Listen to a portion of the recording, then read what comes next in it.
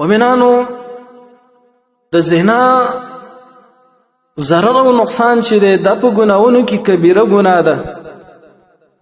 علما چې په کبایرو کې راوړي اول شرک راوړي او د شرک پسې وروسته قتل راوړي او د هغې پسې کله زنا او کله سحر راوړي.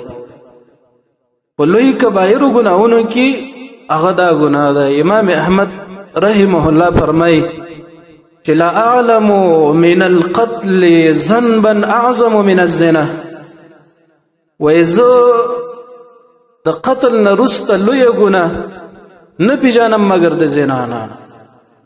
اول شرک د مؤمنانو، د شرک پسې وروسته قتل د یو مسلمان مؤمن وینه تویول په ناحقه باندې او د هغې پسې وروسته لویه ګناه هغه زنا ده. بدپیلي کول او زنا ته نږدېکت کول او د دې سره تعلق او رابطه ساته.